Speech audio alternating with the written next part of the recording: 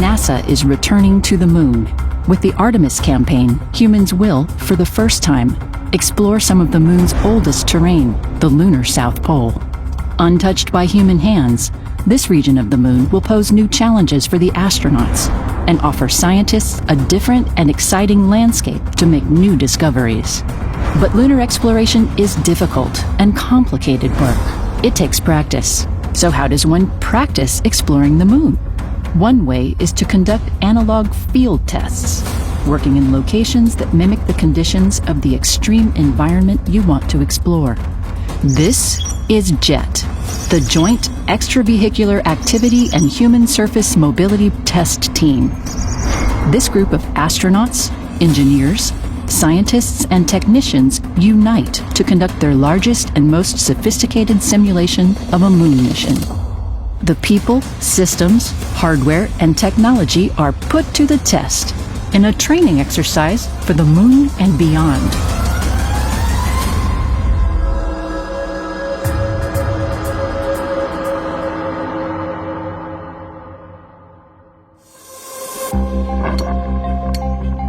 This rockyard at the Johnson Space Center in Houston, Texas, provides some rugged conditions to help train for a moon mission. It's ideal for small tests of lunar gear and exploration processes. But future Artemis missions to the moon demand full rehearsals for long traverses across a vast, desolate landscape. A greater open range is needed than can be provided by this location. We have some great facilities located here at NASA JETT, but in order to figure out how we operate in these large expanses, going on the field is really the only way to do that. To find the right place to spread out for a large-scale moon rehearsal, NASA has to hit the road.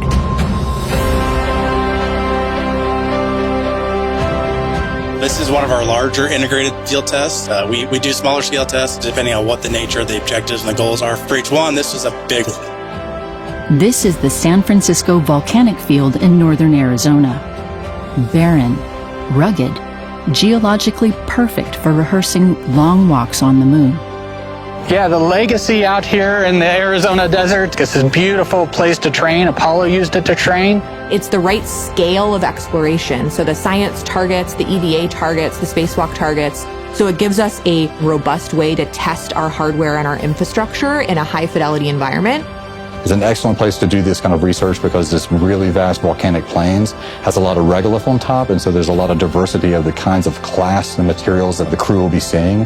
And so we find that it's an excellent place for us to do our precursor geologic mapping as well as planning traverses and having the crew be out here. A campsite is set up.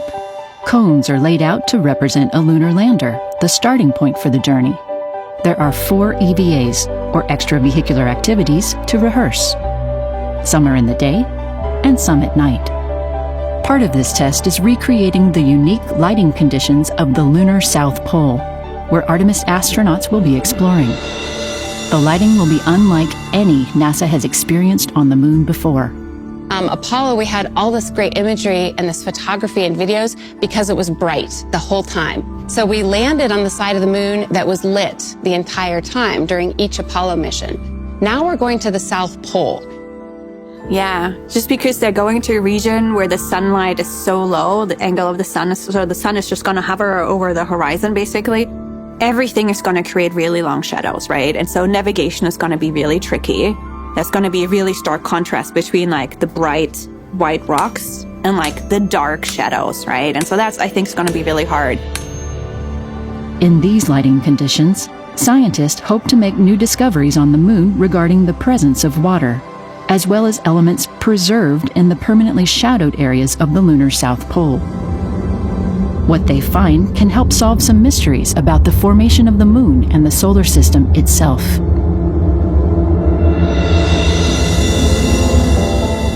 Simulating the lighting is not the only challenge. Testing the tools, technology, and processes for lunar EVAs requires a diverse team.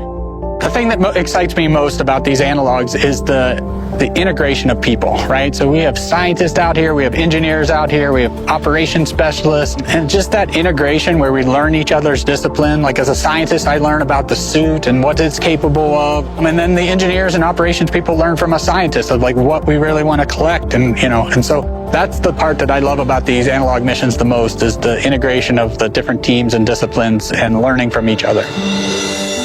During the EVAs, the astronauts collect rock samples as they would on the moon. This requires stooping, using tools for grabbing, scooping, and sometimes chipping off small samples from a boulder. During this work, mock spacesuits are worn to get the right feel for these tasks. It looks like the real spacesuit and it has all these kinds of motion restrictions like the real spacesuit. And they're pretty heavy. They're a lot of weight to move around. And they've got restrictions on the joint angles. So, we can't just walk around like we're in shirt sleeves. We're going to account for this really big bulk of the lunar suit. You have all of these tools that you need to do. You need to understand, okay, once I start walking, how do I stabilize myself? How do I push the cart? How do I take pictures while I walk? And then when I get to the station, how am I going to take the chisel out and the hammer without falling over? And then the order of operations, do I take out my sample marker first? Do I take out the hammer first? How do I choreograph all of these motions? So the more times we do these actual analog missions, the better we get at being very efficient. That's very important for the time in the mission.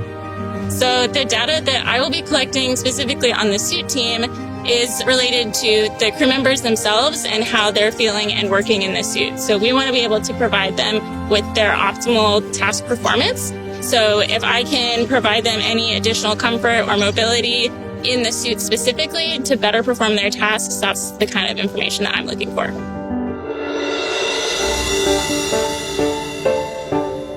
During their traverses, the astronauts are not alone. Back in Houston, a team is closely monitoring the activity in the Arizona desert.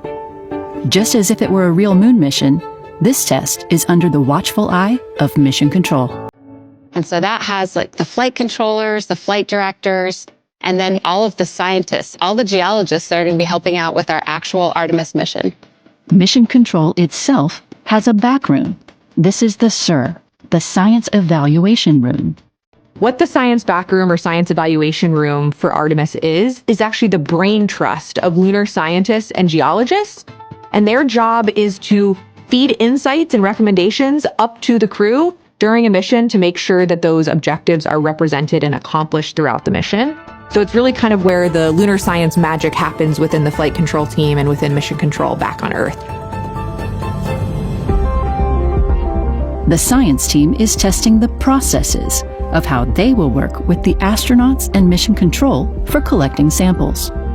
So basically, we're training the astronauts to learn how to describe the samples and to look at the samples and telling us what they're seeing, rather than interpreting what they're seeing, right? That's the science room, and the scientists in that science room can do that. But we want the astronauts to just be really good at describing of what they're seeing and describing what the rock looks like, and textures, minerals, or other rock fragments that they're seeing. So on the outside of my sample, it's light brown, it's showing bits of gray on the inside. It's got a nice light gray matrix. I don't see any crystalline structure. As the EVAs continue and more samples are gathered, the larger processes devised for lunar exploration are put to the test. What we're trying to do is understand, how do scientists work together as a team? How do we communicate with the broader flight control team? How do they communicate with us? And how do we as collectively communicate with astronauts on the surface of the moon? The Apollo missions taught us to expect the unexpected. There is orange soil. Hey, it is! I can see it from here. It's orange. Look at the size of that biggie. It is a biggie, isn't it? For this test, the Artemis team also rehearses making changes in the mission. If we decide on EVA 1 that we want to go to a different place, or our traverse rate is different than we expected, or there's an amazing rock feature over here that we didn't know about when we landed, we will probably change our EVA plan to accommodate whatever we see on the ground. So Andre, I think we should just go like a little bit more directly west and then head north so that we're not going through the big boulder field. As the test winds down, the team learns what worked and what didn't work. In the end, the lessons learned will help create a template for future exploration. These analog missions are so important for what we're doing on the moon because we need to kind of go through a dress rehearsal of what we're going to do on the moon. We need to understand the concept of operations. We also need to train every subsystem and every organization so that we can become one large team. It's critical to test the hardware, like the geology sampling tools, in these high-fidelity analog environments. But it's also really important to prepare the ground teams, the flight control team, and specifically the science team for what it's going to be like to actually be conducting these science operations on the lunar surface.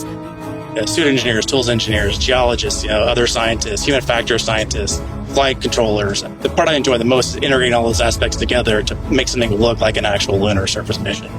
And so it's just been absolutely incredible. It's beautiful, it's welcoming, and it's been an amazing place to see our team come together and work for these Artemis missions. I love that there's no monotony in this job, and we get to do things that we've never done before, and I think that's really amazing.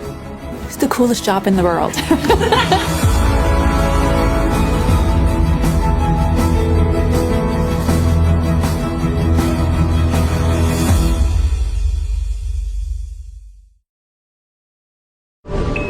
Subscribe for more space.